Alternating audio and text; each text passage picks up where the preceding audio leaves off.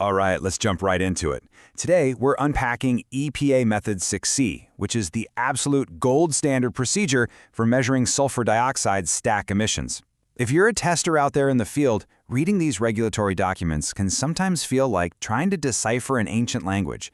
But that's exactly what we're going to fix today. We're going to decode this complex regulatory document and translate it into a clear, actionable methodology. Here's our roadmap for this explainer. We've got 5 quick stops. What is Method 6C, the Method 7E connection, essential equipment, calibration gases, and finally, the alternative interference check. Let's get moving.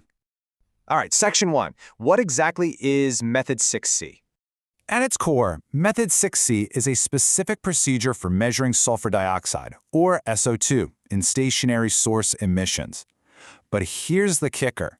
It specifically targets SO2 continuously using an instrumental analyzer. That's a huge deal because you're getting real-time data instead of just relying on the old-school wet chemistry sampling you might be used to. And why does this matter to us? Well, because Method 6C isn't just a polite suggestion. In many cases, it's literally the law. If you're running specific new source performance standards or continuous emission monitoring system, otherwise known as CEMS, performance tests, you are legally required to use this method. Whether we're talking clean air marketing rules or state implementation plans, if you need to determine compliance for SO2 emissions, 6C is your undisputed go-to. Now, what's really fascinating here is the sheer precision required. When looking at your analyte sensitivity for SO2, it typically needs to be less than 2% of your calibration span. Just think about that. It's an incredibly tight window. It really highlights just how dialed in your instrumentation needs to be to collect data of known, defensible quality. Moving right along to Section 2, the Method 7E connection. If you've ever actually sat down and read the official text of 6C, you probably scratched your head and thought, wait, why does this barely describe a full sampling procedure? And here is the secret.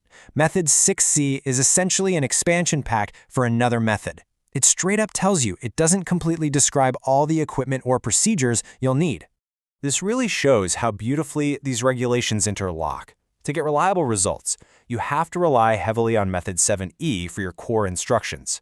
Your data quality objectives, definitions, interferences, and your overall measurement system setup. Think of 7E as your base game. From there, you reference methods 1, 4, and 6 to execute specific traverse, moisture, and base sulfur dioxide parameters properly. Oh, and before we hit Section 3, I have a quick favor to ask. I put a ton of work into these comprehensive overviews, but I've noticed a lot of folks are watching without liking and subscribing. To motivate me to keep creating these, I really need your support. Honestly, you are not going to find a more detailed EPA method explainer anywhere on the internet. I'm providing this to you, so please hit that like and subscribe button. And hey, if you're studying for your certifications, make sure to shoot me an email for QSTI exam preparation. All right, back to the hardware. Section 3, Essential Equipment and Analyzers. I like to call this the 6C swap. You're going to keep the entire essential measurement system from Method 7E. All your probes, your sample lines, and conditioning systems, they all stay exactly the same. You literally just swap out the NOx analyzer that 7E uses and drop in an SO2 analyzer. And the method even gives you options for the detection principle. You can use an instrument that operates on ultraviolet, non-dispersive infrared, or fluorescence detection, whatever fits your rig. Okay, Section 4, Calibration gases and standards. Now, the method is actually pretty generous here when it comes to the fuel you need to calibrate that swapped-in analyzer. You've got a lot of flexibility. You can calibrate with SO2 in pure nitrogen or SO2 in air. But what's an absolute game changer for efficiency is that you can utilize multi-blend gases. If you're out on the stack testing for multiple pollutants simultaneously, you can use blends like SO2, CO2, and O2 all mixed in nitrogen, or even combine CO2, SO2, and NOx all in a nitrogen balance. I mean, that saves you an incredible amount of time and stops you from constantly wrangling heavy gas cylinders in the field. And finally, we arrive at Section 5, the alternative interference check. For non-dilution systems, or if you're doing specific source category validations, you construct a modified Method 6 sampling train. If you look at how this is set up, the gas comes in, flows right past the needle valve, and bubbles straight into an ice water bath holding 2 midget impingers, before it continues on to the dry gas meter. The procedure for this is incredibly strict. Inside those midget impingers, you absolutely must use a specific reagent, 3% hydrogen peroxide. You pull your samples simultaneously with your Method 6C instrumental run at a very specific rate of exactly 1 liter per minute. After you recover and analyze those impingers using standard Method 6 procedures, you compare the results.